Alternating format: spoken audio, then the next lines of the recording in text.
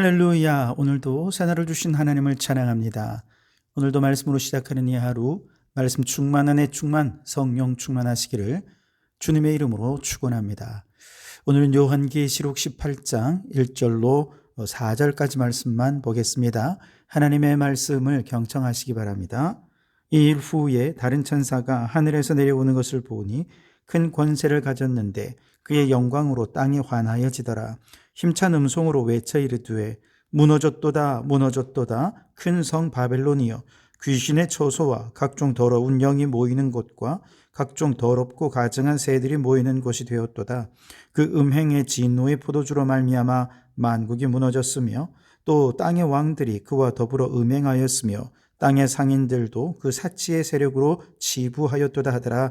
또 내가 들으니 하늘로부터 다른 음성이 나서 이르되 내 백성아, 거기서 나와 그의 죄에 참여하지 말고 그가 받을 재앙들을 받지 말라.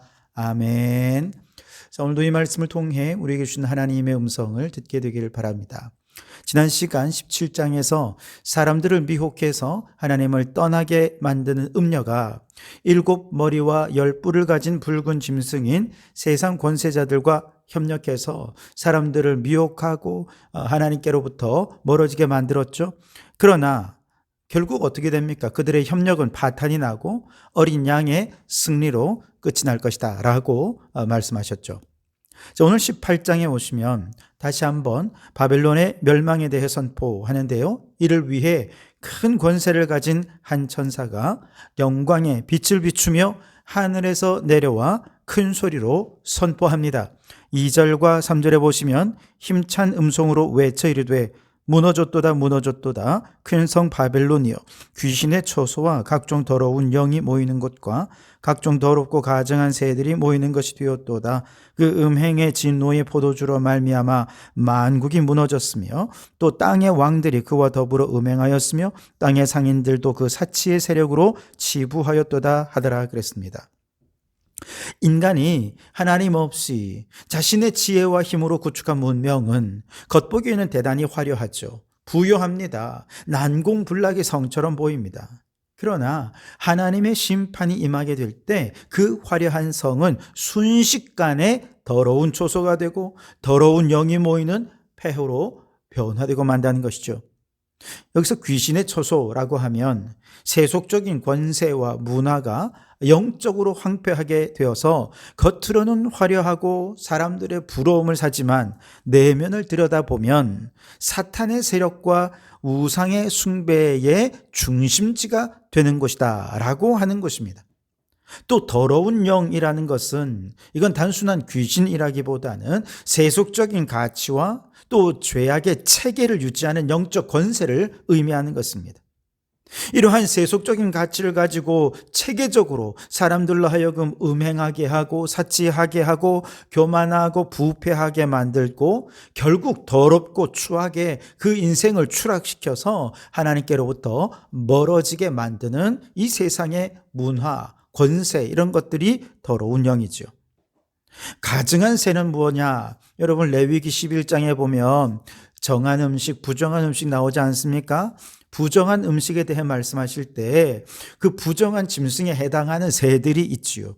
그 가증한 새들은 더러움과 불결함을 상징하는 것입니다. 그런데 바벨론은 부정하고 혐오스러운 존재들이 모여드는, 한마디로 영적 타락이 극치를 보여주는 것이 되었다라고 이것을 통해 얘기하고 있는 것이죠. 그런데 여러분, 이러한 더러운 영, 또 귀신의 처소, 하늘의 새, 여러분 이런 것들은 옛날 얘기가 아닙니다. 오늘날 우리가 진리라고 믿고 따르는 수많은 인본주의적인 가치들, 이런 것들 역시 바벨론의 성벽 안에서 우상이 되고 또 사람들을 더럽게 하고 추하게 추락시키는 것이 되고 있다는 것이죠.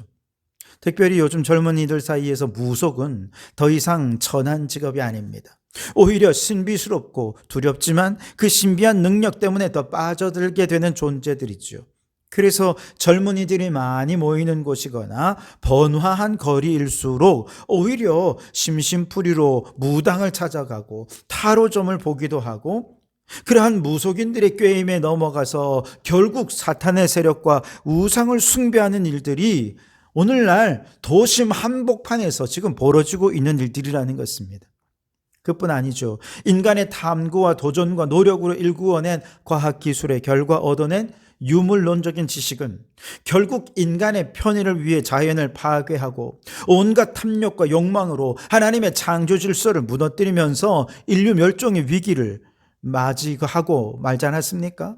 결국 하나님을 대적하여 쌓아 올린 학문, 하나님을 대적하는 문명, 이런 것들은 쓰레기 더미가 되고, 하나님을 배척한 과학과 기술의 큰 성 바벨론은 이제 귀신의 저소가 되고 각종 더러운 영이 모이며 더럽고 가증한 새들이 모이는 것이 되고 만 것이죠. 자, 이와 같은 상황 속에서 지금 우리가 해야 할 일은 뭐냐? 하늘에서 들려오는 또 다른 음성을 듣는 것입니다. 4절에 보시면, 또 내가 들으니 하늘로부터 다른 음성이 나서 이르되 내 백성아 거기서 나와 그의 죄에 참여하지 말고 그가 받을 재앙들을 받지 말라라고 말씀하십니다. 여러분, 얼마나 안타깝고 다급한 외침인지요. 많은 사람들이 바벨론의 화려함에 현혹되어서 그 죄의 행렬에 서서 귀신에 사로잡히고 더러운 영의 지배를 받는 모습을 보면서 다급하게 외치는 것입니다. 거기서 나오시오. 그들이 받을 재앙을 받지 마시오. 그러면서 불러내는 것이죠. 여러분, 이제 하나님의 마지막 자비 없는 심판이 부지불식간에 임할 것입니다. 하나님의 심판의 칼날은 얼마나 날카로운지요. 어떤 죄인도 그 누구도 그 칼을 벗어날 수 없을 것입니다. 하지만 오직 예수의 이름을 믿는 자마다 멸망하지 않고 영생을 얻게 해 주실 줄 믿습니다. 그러니 여러분, 큰 성 바벨론에서 나와 재앙에서 벗어나기 위해 십자가 앞에서 예수의 피로 죄사함 받고 모든 더러운 죄를 그 피로 씻음 받고 거룩하고 성결한 삶으로 변화되는 여러분 되시기를 바랍니다. 더 나아가서 여전히 더러운 귀신에 사로잡히고 더러운 영의 지배를 받는 사람들, 수많은 이 땅의 사람들을 향해 거기서 나오라고, 그 재앙을 받지 말라고, 오직 믿음으로만 이 큰 성 바벨론에서 벗어날 수 있으니 주님께로 나오라고 천사의 외침을 세상 사람들에게 들려주는 우리 성도들이 되실 수 있기를 주님의 이름으로 축원합니다. 자, 이렇게 바벨론이 무너질 때 이제 세상은 울음바다가 된다고 묘사합니다. 오늘 본문에는 세 부류의 사람들이 흘리는 눈물에 대해 얘기하고 있는데요. 첫째는 9절에 보면 땅의 왕들이 울며 가슴을 칩니다. 둘째 11절에 보면 땅의 상인들이 울고 애통한다고 말합니다. 셋째는 17절에 보면 모든 선장과 선객들과 선원들과 바다에서 일하는 자들이 울며 애통할 것이라 말합니다. 여러분, 이들이 왜 웁니까? 죄를 회개하며 웁니까? 아닙니다. 이들은 모두 각자 그동안 자신이 누려왔던 이익이 사라지는 것 때문에 우는 것입니다. 더 이상 이득을 얻을 수 없으니까요. 자신들이 누리던 사치와 쾌락의 통로가 끊어졌기 때문에 가슴을 치며 우는 것입니다. 13절 마지막에 보면 이들이 사고 팔며 이익을 본 물품 중에는 사람의 영혼까지 사고 팔았다는 것입니다. 여러분, 돈을 위해서라면 인간의 존엄성도 영혼의 가치도 짓밟았던 이 탐욕의 문명이 바로 바벨론 문명입니다. 오늘날 우리 시대가 그렇다는 것이죠. 물질과 권력을 위해 영혼을 팝니다. 비정상적인 방법으로 성공한 이들을 흠모하는 비정상적인 풍조가 오늘날 너무나 만연해져 있습니다. 그러나 성경은 우리에게 또 다른 종류로 애통해 하라고 말씀하십니다. 마태복음 5장에 보면 팔복 가운데 애통하는 자는 복이 있다라고 말씀하셨죠. 성도들이 애통하는 것은 나의 이익이 사라졌기 때문에 슬퍼하는 애통이 아닙니다. 오히려 하나님의 공의가 짓밟히는 것을 바라보며 애통해 하는 것입니다. 천하보다 귀한 영혼이 멸망의 길을 가는 것을 바라보며 눈물 흘리는 것입니다. 하나님의 창조하신 피조세계가 파괴되고 무너지는 것을 보며 안타까운 마음으로 눈물을 흘리는 것이지요. 바울 사도가 구원받지 못한 자신의 동족들 유대인들을 향해 가슴이 끊어지는 고통을 느끼지 않았습니까? 오죽했으면 하나님 내 이름을 생명책에서 지워버리더라도 이 백성들 살려달라고 그렇게 하나님 앞에 기도할 정도가 아닙니까? 우리도 무너져가는 이 땅의 영혼들을 보며 울어야 합니다. 교회가 교회답지 못한 모습을 볼 때 가슴을 쳐야 합니다. 내 안에 죄악이 하나님과의 관계를 가로막는 것을 보며 우리는 죄로 인해 슬퍼해야 하는 것이지요. 이기적인 욕심을 따라 흘리는 눈물은 절망으로 끝나지만 하나님의 마음을 따라 흘리는 애통의 눈물은 결국 하나님의 위로와 치유와 회복으로 이어지게 될 줄 믿습니다. 세상의 썩어질 가치가 무너지는 거 아까워하지 마십시오. 오히려 우리 안에 하나님의 공의가 세워지지 않았음을 애통해하며 죽어가는 영혼을 살리는 거룩한 눈물의 주인공들이 되실 수 있길 바랍니다. 이처럼 바벨론은 다 무너질 텐데 그 무너지는 것이 완벽하고 철저한 소멸로 이어집니다.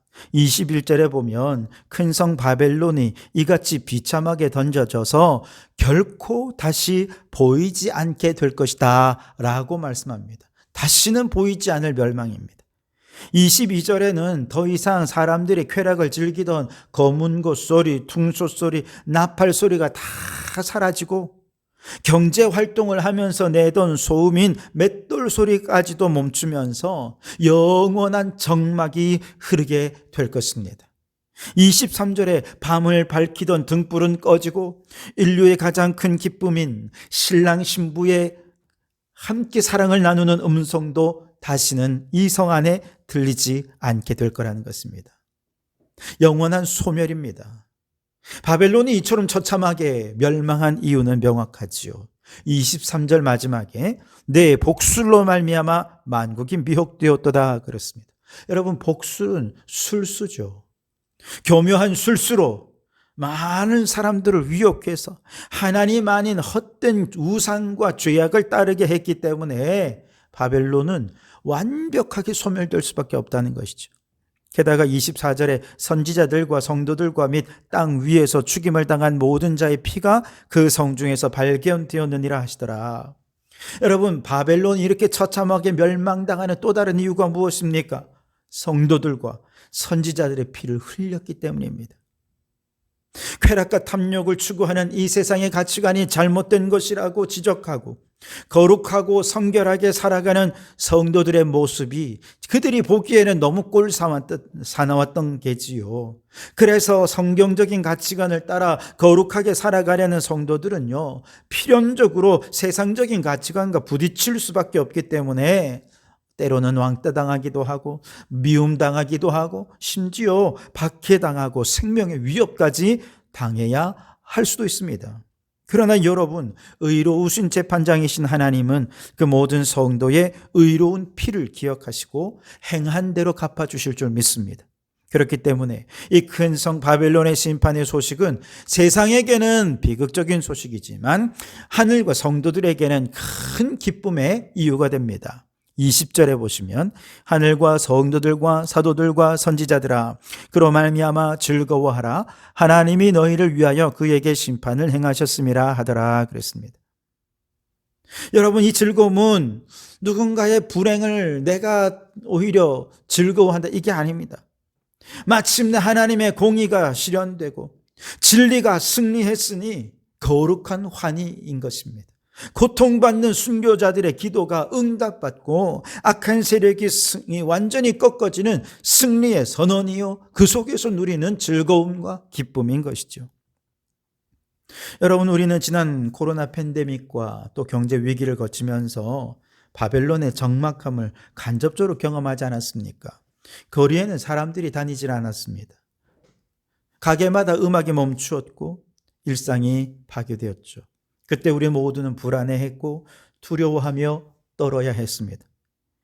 근데 이것은 우리에게 한 가지 징조가 되었습니다. 어떤 징조였는가?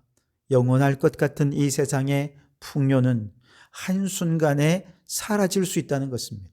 눈에 보이지도 않는 바이러스, 그것 때문에 이 세상의 모든 것이 올스톱하는 것. 여러분, 이것이 이 세상에 가지고 있는 한계를 분명히 보여준 것이죠. 그러니 여러분, 땅의 것에 소망을 두지 말고 하늘의 보물을 쌓는 성도들이 되시기 바랍니다. 세상의 풍조에 휩쓸리지 말고 성령의 열매를 맺어가는 성도들이 되실 수 있길 바랍니다. 그래서 마침내 주님의 심판이 임하는 날, 세상과 함께 울며 애통해하는 자가 아니라 하나님과 함께 즐거워하며 주님의 심판에 공의로우심을 찬양하고 그 승리를 기뻐하는 우리 성도들이 되시기를 주님의 이름으로 축원합니다. 기도하겠습니다. 주님, 큰 성 바벨론의 화려함과 세속적 가치에서 벗어나 예수 십자가의 보혈로 죄를 씻고 거룩하고 성결한 삶으로 살게 하여 주시옵소서. 세상의 썩어질 가치가 무너짐을 애통해하지 않고 오직 주님의 공의와 영혼의 구원을 위해 거룩한 눈물을 흘리게 해 주시옵소서. 세상의 풍요와 쾌락이 사라지는 정막 속에서도 오직 하나님의 공의와 승리를 기뻐하며 하늘의 즐거움에 참여하는 저희들 되게 해 주시옵소서. 예수님 이름으로 기도하옵나이다. 아멘.